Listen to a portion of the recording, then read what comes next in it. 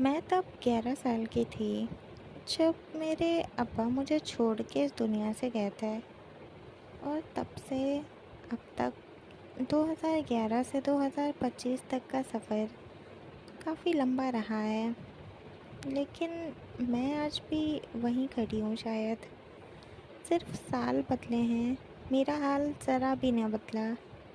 मैं आज भी 11 साल की वही छोटी सी बच्ची हूँ जो रोज़ शाम को अपने अब्बा का इंतज़ार करती थी कि अभी वो अपनी स्कूटी से आएंगे और मुझे घुमाने लेके जाएंगे।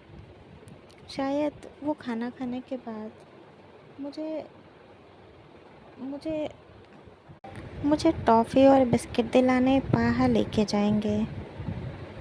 पता नहीं क्यों मैं इतने सारे गुज़रते सालों में एक पल के लिए भी ये बात भुला ही नहीं पाई कि वो अब मेरे पास नहीं है और शायद कभी आ भी नहीं सकते।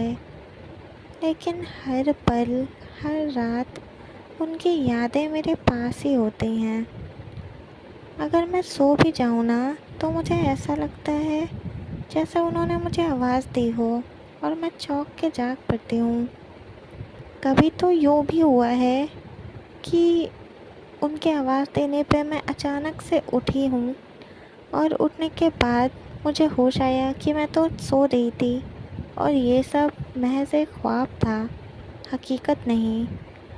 पता नहीं और कितने साल लगेंगे मुझे ये यकीन करने में कि जिन लोगों को मैं अपने आसपास महसूस करती हूँ वो अब मेरे आसपास नहीं हैं। मुझे उनकी बातें, उनका चेहरा, उनकी हंसी, उनकी यादें सब याद आती हैं। मुझे वो एक एक पल याद है जो मैंने उनके साथ बिताया और उसके बाद बिताई गई ज़िंदगी की यादें जैसे मेरे जहन से मिटा दी गई हैं। जैसे ये सब कोई लूप होल है। मुझे सिर्फ़ उतना ही वक्त याद है जितने वक्त में हम साथ रहे थे।